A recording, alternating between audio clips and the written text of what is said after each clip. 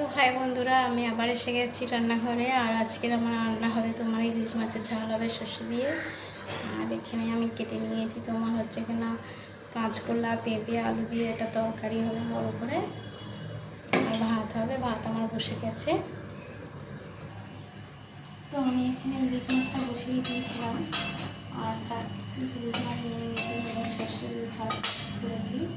তো আমি বাকি করে তুলে নিয়ে দেখাই, কেন করার মনে হয় দেখতেই পাবে না, এত ছোট্ট একটা ছোটো তরকারি হয়েছে তার জন্য।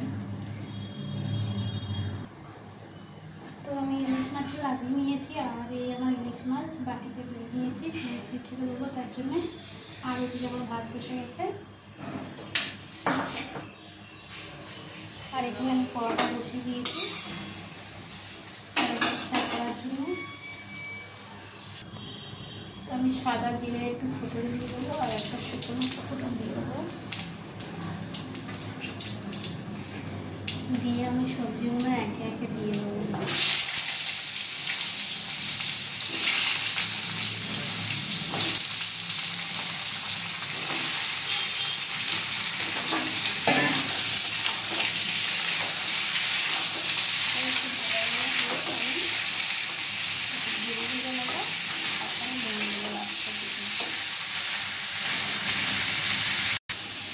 তো আমি অল্প একটু আদা বসে দিয়ে দেবো।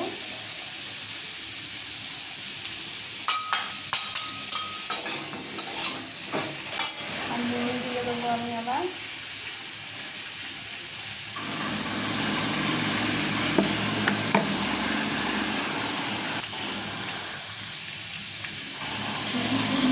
দিলাম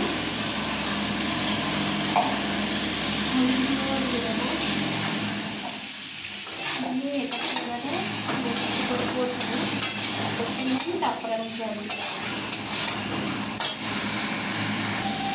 তো আমার কষা হয়ে গেছে, এবার আমি জল দিয়ে দেবো।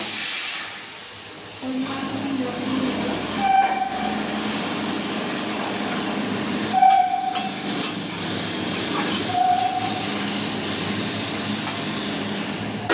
দিয়ে আমি ঢাকা দিয়ে দেবো, এটা আস্তে আস্তে থাকবে। তো আমার কাঁচকলা আলুর তরকারি নিরামিষ হয়ে গেছে, এবার আমি লাগিয়ে নেব।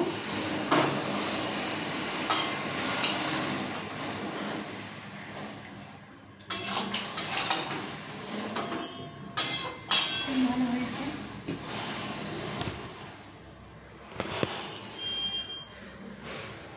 তো আমার তো কাঁচকলা আলুর তরকারি হয়ে গেছে, আর এবার আমি লাগিয়ে নেবো। আর তো কাঁচকলা আলুর তরকারি আমার হয়ে গেছে, তো আমি লাগিয়ে নিয়েছি এবারে। আর এখন আমি খেতে দিয়ে দেবো। আর কাঁচকলা আলুর তরকারিটা কেমন হয়েছে, ভালো লাগলে লাইক করবে, শেয়ার করবে, কমেন্ট করবে। Tata, bye bye.